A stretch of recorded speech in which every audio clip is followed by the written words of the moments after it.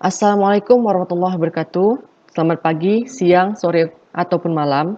Perkenalkan kami dari kelompok Konoha Team, yang dimana kami akan mempresentasikan hasil laporan kami yang mengenai pengoptimasian rute distribusi vaksin COVID-19 di Kota Tangerang Selatan dengan menggunakan vehicle routing problem. Sebelumnya saya ucapkan terima kasih kepada dosen terkait yang telah memberikan kesempatan kepada kami untuk mempresentasikan laporan kami. Selanjutnya, perkenalkan anggota dari kelompok kami yaitu saya sendiri, Burhanuddin, kemudian ada Clement Daud, kemudian ada Juan Stanley, kemudian Errol Gusnadi, dan terakhir Baginda M. Nasution. Yang pertama, pendahuluan. Vehicle Routing Problem (VRP) pertama kali diperkenalkan oleh Danzig dan Ramsar pada tahun 1959 dan semenjak itu telah dipelajari secara luas. Menurut Fisher, VRP didefinisikan sebagai sebuah cara pencarian atas penggunaan yang efisien dari sejumlah kendaraan yang harus melakukan perjalanan untuk mengunjungi sejumlah tempat untuk mengantar dan menjemput orang atau barang. Selanjutnya adalah komponen VRP. Komponen VRP yang pertama ada jaringan kerja. Jaringan kerja adalah suatu rute yang tersedia dan dapat dilalui oleh kendaraan. Jaringan kerja berkaitan dengan waktu dan panjang rute pengiriman, sehingga jaringan kerja berhubungan dengan biaya pengiriman. Selanjutnya ada customer. Customer dibagi menjadi dua karakteristik. Yang pertama, jumlah permintaan. Jumlah permintaan customer itu berbeda-beda. Ada yang permintaannya diketahui secara pasti, ada juga permintaan yang tidak diketahui secara pasti. Yang kedua ada time windows. Time windows ini adalah jangka waktu customer dapat dilayani. Komponen ketiga adalah depot. Depot adalah awal dan akhir suatu rute yang dilalui oleh kendaraan dalam mengirim suatu barang ke customer. Selanjutnya kendaraan.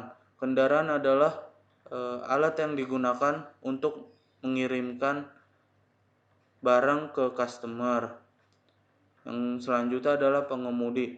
Pengemudi adalah operator yang mengoperasikan kendaraan tersebut. Selanjutnya tujuan dan perumusan masalah.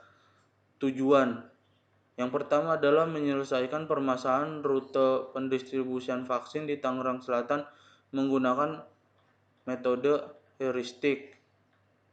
Yang kedua, menentukan titik tujuan distribusi vaksin COVID-19 di Tangerang Selatan. Yang ketiga, menentukan fasilitas kendaraan pendistribusian vaksin yang sesuai dengan rute distribusi yang dilewati. Selanjutnya ada perumusan masalah. Perumusan masalah yang pertama adalah bagaimana menyelesaikan permasalahan rute pendistribusian vaksin di Tangerang Selatan menggunakan VRP dengan metode heuristik. Yang ketiga, di mana titik tujuan untuk penyebaran vaksin COVID-19 di Kota Tangerang Selatan. Yang ketiga, jenis kendaraan apa yang akan digunakan dalam pendistribusian vaksin COVID-19 di Tangerang Selatan. Ya, saya Juan Stanley. Saya akan menjelaskan tentang metode penelitian dari kelompok kami. Metode penelitian kelompok kami ini yaitu mengkaji metode heuristik untuk menyelesaikan permasalahan penentuan rute distribusi vaksin di Kota Tangerang Selatan.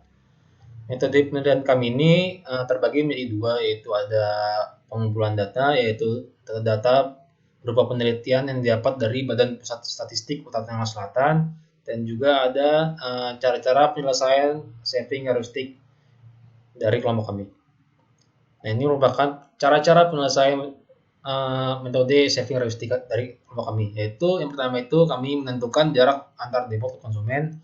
Terus yang kedua itu menggunakan algoritma Dijkstra untuk mencari jarak terpendek antara depot dan titik konsumen. Terus yang ketiga itu mencari nilai saving dari masing-masing koordinat. Terus yang keempat itu mengurutkan nilai saving dari terbesar sampai terkecil. Terus yang kelima itu pembentukan rute berdasarkan urutan nilai saving. Terus yang terakhir itu menghitung total jarak tempuh masing-masing rute yang terbentuk. Nah, selanjutnya ini merupakan data penilaian kami yang sudah kami kumpulkan. Nah, di tabel yang pertama ini merupakan ada lokasi dan titik demand. Lokasi untuk rumah sakit daerah Tangerang Selatan yang akan disuplai vaksin COVID-19.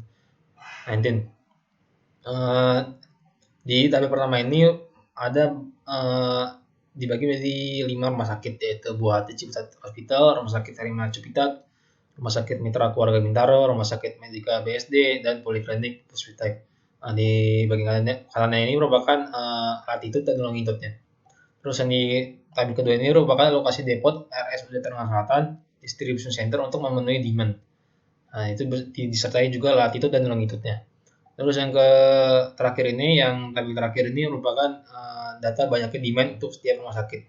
Sama rumah sakit yang kayak tadi ada 5, dan kecamatannya itu dibagi 5 juga, ada Ciputat, Ciputat Timur, Pondok Aren, Serpong, dan Setu.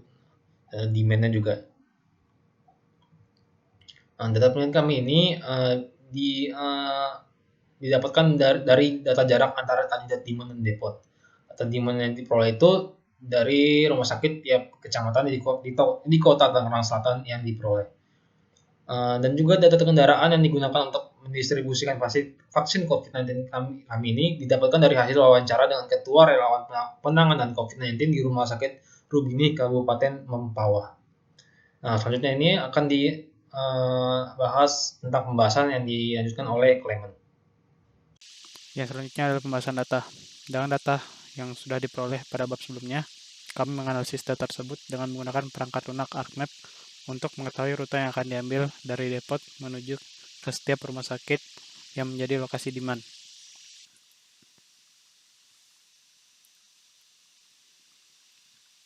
Berikut adalah rute untuk kendaraan pertama, dimulai dari depot yaitu RSUD Tangsel menuju RS Hermina Ciputat, menuju Buah Hati Ciputat Hospital, dan kembali ke RSUD Tangsel dengan total distance 23,6 km. Berikut rute untuk kendaraan kedua, dimulai dari depot RSUD Tangsel menuju RS Mitra Keluarga Bintaro dan kembali ke RSUD Tangsel dengan total distance 19,8 km. Lalu yang terakhir, rute kendaraan ketiga dari depot RSUD Tangsel menuju Poliklinik Puspitek menuju RS Medika BSD dan kembali ke depot RSUD Tangsel dengan total distance 32,7 km. Dan berikut jumlah unit yang diangkut pada setiap rute. Kesimpulan dan saran. Kesimpulan permasalahan rute distribusi vaksin COVID-19 di Kota Tangerang Selatan didapatkan hasil rute 1 akan mendistribusikan vaksin dari RSUD Tangerang Selatan ke RS Hermina Ciputat, selanjutnya ke Buah Hati Ciputat Hospital dan kembali ke RSUD Tangerang Selatan dengan total distance 23,6 km. Rute 2 akan mendistribusikan vaksin dari RSUD Tangerang Selatan ke RS Mitra Keluarga Bintaro dan kembali lagi ke RSUD Tangerang Selatan dengan total distance 19,8 km. Rute 3 akan mendistribusikan vaksin dari RSUD Tangerang Selatan ke Poliklinik Puspitek, selanjutnya ke RS Medika Bintaro dan akan kembali ke RSUD Tangerang Selatan. Yang kedua, vaksin akan didistribusikan dari RSUD Tangerang Selatan ke beberapa fasilitas kesehatan yaitu Ihsan Medical Center Hospital Bintaro, RS Hermina Ciputat, RS Mitra Keluarga Bintaro, RS Medika BSD, dan Poliklinik Puspitek.